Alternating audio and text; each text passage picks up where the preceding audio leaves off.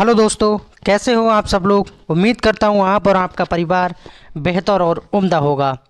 शुरू करते हैं आज की सीटेट के अंतर्गत हिंदी क्लास, जिसमें कि गद्यांश और पद्यांश भी हिंदी में पूछा जाता है और गद्यांश और पद्यांश के अकॉर्डिंग भी कुछ तत्सम, तद्भव और संधि, समास, विलोम शब्द सभी कुछ पूछ लेता है। सीटेट का अपना एक मोड है, कुछ भी पूछ लेता है। सब कुछ कंप्लीट करेंगे इसी वीडियो में। तो गद्यांश को पहले देखते हैं।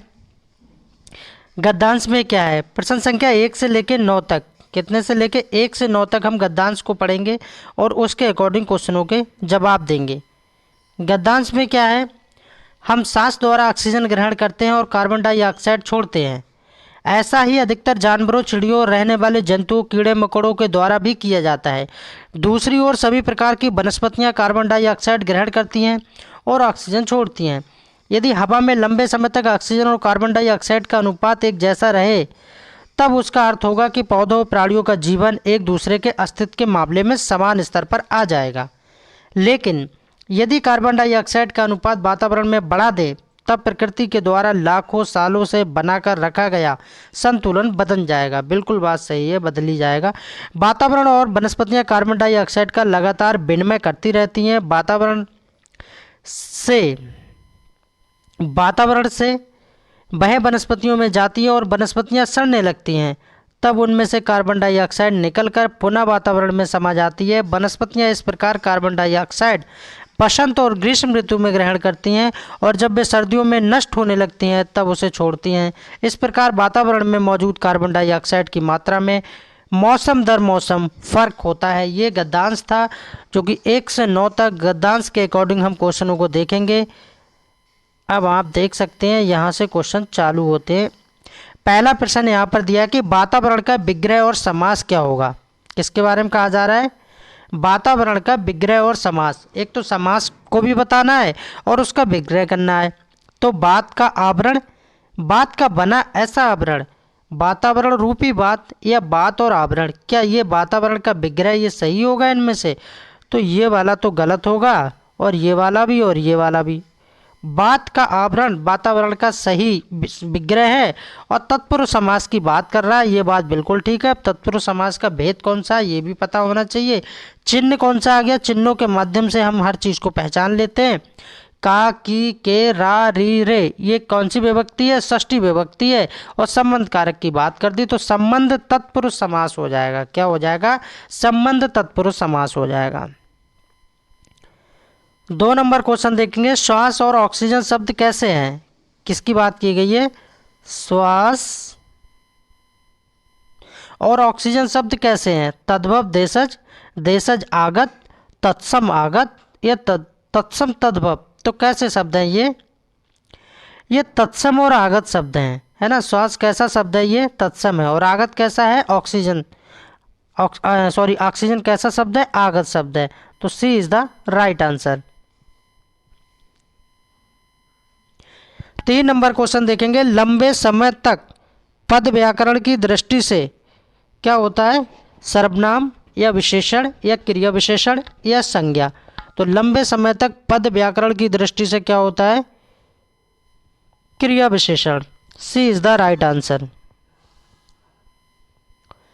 4 नंबर क्वेश्चन देखेंगे, गद्यांश का मुख्य विषय क्या है। जो हमने गद्यांश पढ़ा था ऊपर कि हम श्वास द्वारा ऑक्सीजन ग्रहण करते हैं और कार्बन डाइऑक्साइड छोड़ते हैं, ऐसा ही अधिकतर जानवरों और चिड़ियों और रेंगने वाले जंतुओं में होता है। ये गद्यांश पढ़ा था ऊपर। उस गद्यांश का मुख्य विषय क्या है, अब यहाँ पर पूछा जा रहा है मुख्य विषय क्या है। 4 नंबर क्वेश्चन में सांस द्वारा ऑक्सीजन ग्रहण करना, पौधों और प्राणियों का जीवन, बसंत और ग्रीष्म ऋतु में वनस्पतियाँ, ऑक्सीजन और कार्बन डाइऑक्साइड का संतुलन। तो 4 का सही आंसर हो जाएगा ऑक्सीजन और कार्बन डाइऑक्साइड का सही संतुलन गद्यांश का मुख्य विषय भी है। 5 नंबर क्वेश्चन देखेंगे, विनिमय का अर्थ क्या है। ऊपर पूछा गया है गद्यांश में कौन सा शब्द दिया था, विनिमय शब्द दिया था। विनिमय,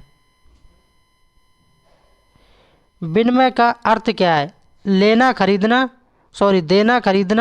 लेना देना, आना जाना या लेना पहुंचना। तो इसका सही आंसर हो जाएगा, क्या हो जाएगा इसका सही आंसर, लेना और देना। B is the right answer. B हो जाएगा इसका सही। लेना और देना विनिमय का अर्थ होता है। 6 नंबर क्वेश्चन देखेंगे, हम सांस के साथ क्या करते हैं? ऑक्सीजन लेते हैं और कार्बन डाइऑक्साइड छोड़ते हैं। कार्बन डाइऑक्साइड लेते हैं और ऑक्सीजन छोड़ते हैं।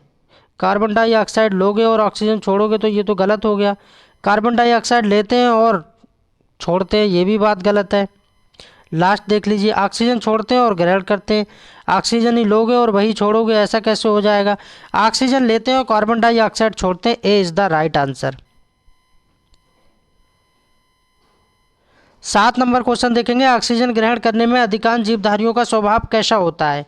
ऑक्सीजन की बात की जा रही है। जीवधारियों के प्रति मानव के विपरीत यानी उल्टा यानी अपोजिट होता है। ए में कहा जा रहा है, बी में कहा जा रहा है मानव की तरह होता है, सी में कहा जा रहा है विचित्र प्रकार का होता है और डी में कहा जा रहा है मानव से भिन्न यानी अलग होता है। तो 7 का सही आंसर हो जाएगा मानव की तरह होता है। B is the right answer. और प्लीज़ सभी भाई बहन चैनल को सब्सक्राइब कर लेंगे और वीडियो को लाइक कर देंगे। शिक्षक भर्ती का ये निःशुल्क प्लेटफॉर्म है।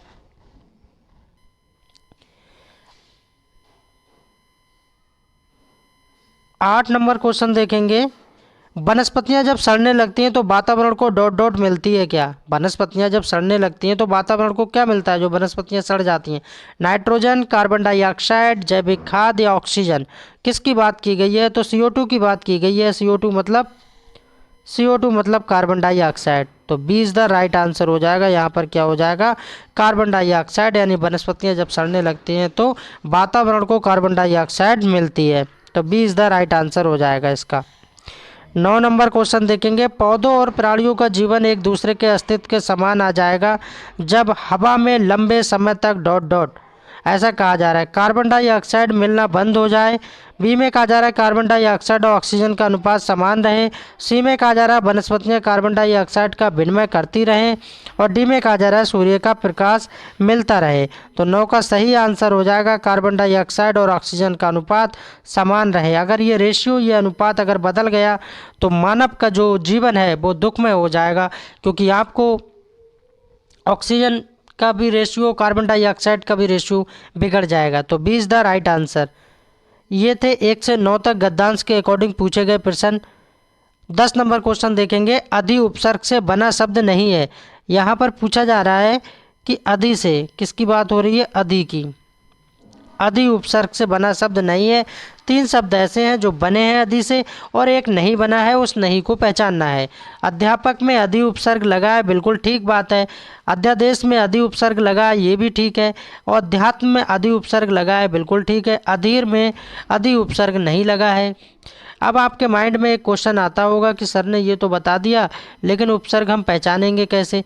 उपसर्ग पहचानने की सबसे अच्छी ट्रिक यही है कि उपसर्ग आप 84 देर में नैनो सेकंड में पहचान सकते हैं। जो शब्द के पहले लगे वो उपसर्ग है ना। जैसे कि मैंने एक शब्द लिख दिया यहाँ पर परिवार। क्या लिख दिया? परिवार। अब मैं आपसे कहूँ कि परिवार में उपसर्ग क्या है, तो परि जो शब्द के पहले लग गया ये उपसर्ग है, यही उपसर्ग है। शब्द के जो पहले लग रहा है वो उपसर्ग है ना। और शब्द के पीछे यानी बाद में जो लग रहा है वो क्या है? प्रत्यय है। 11 नंबर क्वेश्चन देखेंगे, मनोरथ का संधि विच्छेद क्या होगा? मनोरथ का, किसका संधि विच्छेद करना है? मनोरथ का। मनोरथ का, और संधि से मैंने इसको लिया है मनोरथ का, तो क्या हो जाएगा? मना रथ। और ये किस में है? तो ए इज़ द राइट आंसर। पहला वाला ठीक हो जाएगा। 12 नंबर क्वेश्चन देखेंगे, शुद्ध शब्द बताना है। यहाँ पर कैसा शब्द? शुद्ध। उज्ज्वल कम से कम ये 100+ बार छोटे बड़े एग्जामों में पूछा गया है, चाहे वो IAS हो, PCS हो, चाहे बैंकिंग हो, चाहे रेलवे हो, चाहे लेखपाल हो, चाहे कोई शिक्षक भर्ती का प्लेटफॉर्म हो, सभी में पूछा गया है ये उज्ज्वल। उज्ज्वल बहुत बार पूछा है। कैसे लिखा जाता है उज्ज्वल? आज के बाद गलती नहीं करना है। उज्ज्वल, उज्ज्वल ऐसे लिखा जाएगा उज्ज्वल, यानी D is the right answer. ये वाला भी गलत है, ये भी गलत है, ये भी गलत है। डी इसका सही आंसर हो जाएगा उज्ज्वल। 13 नंबर क्वेश्चन देखेंगे, बिल्ली छत से कूद पड़ी। बिल्ली छत से कूद पड़ी, उपर्युक्त में कौन सा कारक है? कारक को और किस नाम से जानते हैं? अगर कारक ना दे तो आप कैसे पहचानेंगे? परसर्ग के नाम से भी जानते हैं, ये भी याद रखना है। कारक का दूसरा नाम क्या है? परसर्ग है, ये भी याद रखना है। बिल्ली छत से कूद पड़ी, छत से कौन कूद पड़ा? अगर मैं आपसे पूछता हूँ कि छत से कौन कूद पड़ा, तो बिल्ली कूदी है। छत से कौन अलग हो रहा है? बिल्ली अलग हो रही है।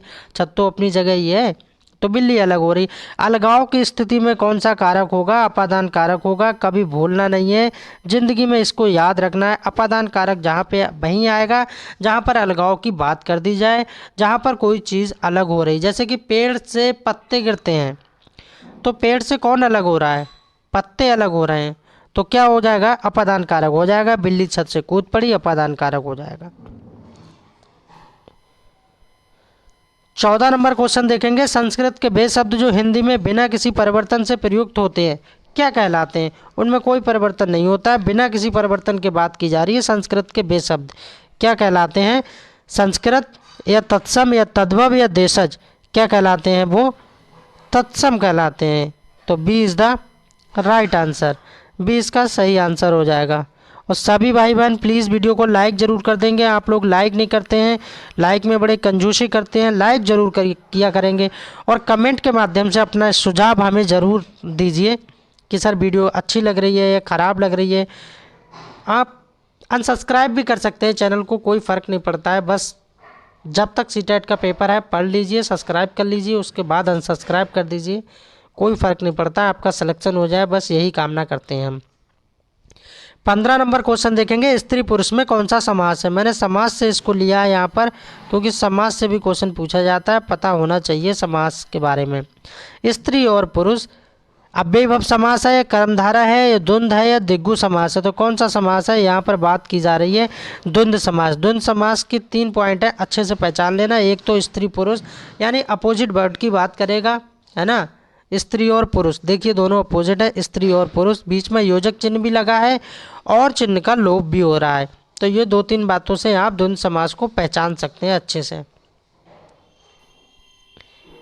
16 नंबर क्वेश्चन देखेंगे। उन्मूलन का विलोम शब्द क्या है? उन्मूलन, उन्मूलन का विलोम शब्द क्या है? इसके बारे में सत्थान है, उत्कर्ष है या अवनति है या रोपड़ है?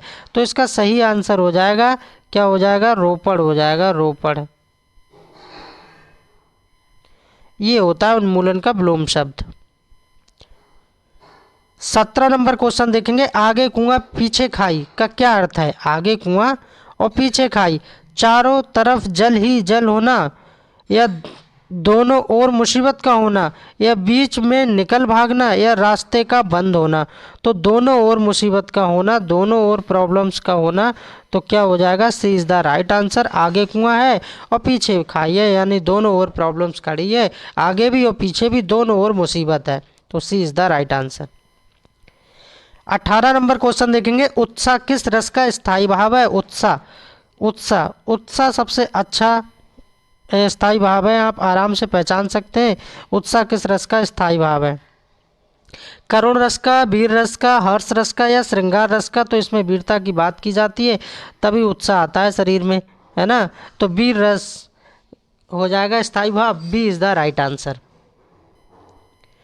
19 नंबर क्वेश्चन देखेंगे। निम्नलिखित में से पुल्लिंग शब्द बताइए। एक पुल्लिंग होता है और एक स्त्रीलिंग होता है और एक नपुंसकलिंग होता है। क्या होता है? एक पुल्लिंग और एक स्त्रीलिंग और एक नपुंसकलिंग।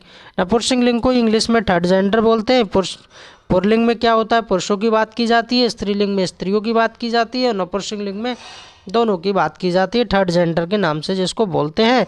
तो पुल्लिंग शब्द क्या है? पुल्लिंग और स्त्रीलिंग आप आराम से पहचान सकते हैं, बहुत खुद से रिलेट कीजिए और एक साउंड, एक आवाज़ के माध्यम से आप पहचान सकते हैं। आप खुद से किसी शब्द को बोल के देखिए, तब आपको पता लग जाएगा कि इसमें पुल्लिंग का साउंड आ रहा है या स्त्रीलिंग का आ रहा है। जैसे दया, दया क्या है? दया की जाती है ना, दया की जाती है कि मैंने उस पर दया कर दी, तो ये क्या है? स्त्रीलिंग है, तो ये नहीं हो सकता। घटना घट गई, घटना घट गई, तो ये क्या है? ये भी स्त्रीलिंग है। सूचना पहुंचा दी या सूचना पहुंच गई, है ना, तो ये भी स्त्रीलिंग का है, तो ये तीनों नहीं हो सकते। बुढ़ापा जो है ये कैसा है? पुल्लिंग है, तो ए इज़ द राइट आंसर। वही पूछ रहा है निम्नलिखित में से पुल्लिंग शब्द कौन सा है? तो बुढ़ापा है, बुढ़ापा आ गया है। या कभी ऐसा सुना आपने कि बुढ़ापा आ गई है? बुढ़ापा आ गया है। 20 नंबर क्वेश्चन देखेंगे, हरियाली में कौन सी संज्ञा है? संज्ञा से लिया है कि जातिवाचक संज्ञा है या भाववाचक या समूहवाचक या व्यक्तिवाचक। तो हरियाली में क्या है? भाव प्रकट हो रहा है, तो यहाँ पर क्या हो जाएगा? B is the right answer, भाववाचक संज्ञा। 21 नंबर क्वेश्चन देखेंगे, यथाशक्ति में समास कौन सा है? यथाशक्ति, यथाशक्ति की बात कर दी, तत्पुरुष समास, कर्मधारय समास, अव्ययीभाव समास या तत्पुरुष दो जगह है, एक जगह काट दीजिए, कोई बात नहीं। तत्पुरुष समास, कर्मधारय समास, अव्ययीभाव समास, तो कौन सा समास हो जाएगा? तो इसमें सी इज द राइट आंसर, अव्ययीभाव समास हो जाएगा यथाशक्ति में। यथाशक्ति। कवि का स्त्रीलिंग बताइए, कवि का स्त्रीलिंग, ये भी बहुत बार रिपीटेड पूछा गया है, रिपीटेड क्वेश्चन है, मोस्ट इम्पोर्टेंट लगा लीजिए, गलत करके नहीं आना है। कवि का स्त्रीलिंग कवयित्री नहीं होता है, कवयित्री ऐसे भी नहीं होता है, कवयित्री ये भी नहीं होता है, ये वाला ठीक हो जाएगा। क्या हो जाएगा? कवयित्री, कवयित्री, कवयित्री, ये वाला बिल्कुल ठीक हो जाएगा। C is the right answer. 23 number question देखेंगे, जंगल का पर्यायवाची नहीं है। 3 शब्द ऐसे हैं जो कि जंगल के पर्यायवाची है। किसके? जंगल के। जंगल को इंग्लिश में क्या बोलते हैं? कमेंट करके बताएंगे सभी भाई बहन। जंगल को वन बिल्कुल होता है जंगल का, ठीक है, कानन भी होता है, आरण भी होता है, पर नभ नहीं होता है। नभ किसका होता है? नभ किसका होता है? आकाश का, है ना। तो B is the right answer. 24 number question देखेंगे, सांस्कृतिक में प्रत्यय। पहले मैंने बताया था उसमें उपसर्ग के बारे में, अब यहाँ पूछा गया प्रत्यय के बारे में। किसके बारे में? प्रत्यय के बारे में पूछा गया, प्रत्यय बताना है। सांस्कृतिक, सांस्कृतिक को जब तोड़ोगे तो का कोई प्रत्यय नहीं होगा, तिक भी नहीं होगा, कृतिक भी नहीं होगा, इक प्रत्यय लगेगा। क्या लगेगा? इक प्रत्यय लगेगा। सांस्कृतिक, आप बोल के देखिए, सांस्कृतिक, छोटी की मात्रा लगी है तो इक प्रत्यय हो जाएगा, सांस्कृतिक। 25 नंबर क्वेश्चन देखेंगे, निम्न में से कौन सी रचना गलत है? यहाँ पर गलत बताना है कि यहाँ पर कौन सी रचना गलत है। 3 सही है और 1 गलत है। कुटुज हजारी प्रसाद द्विवेदी का एक निबंध है, बिल्कुल बात ठीक है। कुटुज एक निबंध है। क्या है? कुटुज एक निबंध है, बिल्कुल ठीक बात है ये। तुलसीदास एक रचना है, तुलसीदास एक राइटर भी है, एक लेखक भी है, लेकिन यहाँ पूछा जा रहा है कि तुलसीदास एक रचना है जिसके लेखक सूर्यकांत त्रिपाठी निराला हैं। बिल्कुल ठीक बात है, ये भी सही है। बिहारी सस्सई, बिहारी ने जो दोहे लिखे हैं वो बिहारी सस्सई में लिखे हैं, जिसमें 700 प्लस दोहे लिखे हैं बिहारी सस्सई में, तो ये भी बात बिल्कुल ठीक है। अतीत के चलचित्र रामधारी सिंह दिनकर की रचना नहीं है, यही बात पूछी जा रही। गलत क्या है? तो गलत यही है, अतीत के चलचित्र महादेव वर्मा की रचना है, ना कि रामधारी सिंह दिनकर की। तो D is the right answer. 26 number question देखेंगे, दशानन में कौन सा समास है? दशानन में, दशानन में कौन सा समास है? बहुब्री समास है, द्विगु समास है या कर्मधारय समास है, तत्पुरुष समास है? कौन सा समास है? तो इसका क्या आंसर हो जाएगा? ए इज द राइट आंसर हो जाएगा, बहुब्री समास हो। दशानन अर्थात 10 सिर वाला, कौन? रावण। जहाँ पर पहले और दूसरे पद की बात नहीं की जाए, कोई तीसरे पद को इंडिकेट करे, तीसरे पद के बारे में बताए, इशारा करे, तो आप समझ जाइए कि बहुब्री समास की बात कर रहा है। दशानन अर्थात 10 सिर वाला, कौन? रावण। 10 सिर किसके थे? रावण के। दशानन, है ना। लंबोदर, दूसरा उदाहरण बता रहा हूँ आपको। लंबोदर, लंबा है जिसका उदर, अर्थात किसी तीसरे की बात कर रहा है, मतलब भगवान गणेश जी की बात कर रहा है ना। लंबा है जिसका उदर, है ना। तो किसकी बात हो रही है? बहुब्री समास की बात हो रही है। तो ए इज़ द राइट आंसर। और सभी लोग प्लीज़ वीडियो को लाइक कर देंगे एंड चैनल को सब्सक्राइब कर लेंगे। 27 नंबर क्वेश्चन देखेंगे, जंगल में लगने वाली आग को क्या कहते हैं? जंगल में जो आग लग जाती है उसको क्या कहते हैं? बागनी कहते हैं या दावा नल कहते हैं, जठराग्नि कहते हैं या बड़वा नल कहते हैं? तो उसको क्या कहते हैं? दावा नल कहते हैं। ऐसे करके लिख सकते हैं, दावा नल ये कहा जाता है। ये शब्द आपने सुना होगा, जंगल में लगने वाली आग को। 28 नंबर क्वेश्चन देखेंगे, काली घटा का घमंड घटा, नवमंडल तारक वृद्ध खिले, उपर्युक्त पंक्ति में कौन सा अलंकार है? यहाँ पर अलंकार के बारे में पूछा जा रहा है। काली घटा का घमंड घटा, देखिए कौन सा शब्द यहाँ पर 2 बार आ रहा है? घटा। घटा। 2 बार आया घटा घटा। काली घटा का घमंड घटा, नवमंडल तारक बिरंद खिले। उपर्युक्त पंक्ति में कौन सा अलंकार है? क्या यामक अलंकार है या अनुप्रास है या श्लेष है या उपमा है? उपमा में उपमा होगा नहीं, क्योंकि उपमा में उपमा दी जाती है। श्लेष भी नहीं होगा। अनुप्रास में व्यंजनों की यानी वर्णों की बार बार आवृत्ति होती है। तो यहाँ पर कौन सा अलंकार होगा? यामक अलंकार होगा। यामक में क्या होता है? शब्दों की बार बार आवृत्ति होती है, जैसे कि घटा शब्द आ गया। और अनुप्रास और यामक में ही कन्फ्यूजन होती है। अनुप्रास को बस याद रखना है, जहाँ पर वर्णों की बार बार, जैसे कि तरिन तनुजा तट तमाल तरुवर बहुछाय, यहाँ पर देखिए ता वर्ण की बार बार आवृत्ति आ रही है। इससे आप अंदाजा लगा सकते हैं कि अनुप्रास अलंकार की बात हो रही है। अनुप्रास में बस इतना ही याद रखना है कि वर्णों की बार बार आवृत्ति होती है, और यामक में याद रखना है कि शब्दों की बार बार आवृत्ति होती है। बस यही 2 पहचान है। तो 28 का A is the right answer, यामक अलंकार हो जाएगा।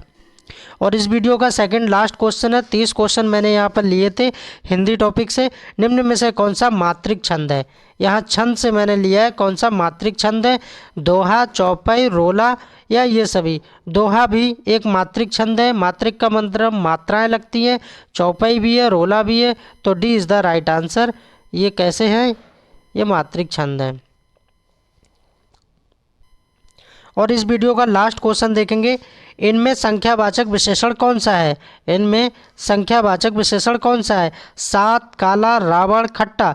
तो क्या है? संख्यावाचक की बात कर दी है कि संख्यावाचक में क्या हो जाएगा? 7 हो जाएगा, यानी संख्यावाचक में 7 हो जाएगा। तो 7 किस में है? ए is the right answer. A is the right answer. Video कैसी लगी कमेंट करके सभी भाई बहन बताएंगे, और अपना कमेंट हम तक ज़रूर पहुंचाएंगे। Thanks for watching. Please subscribe my channel.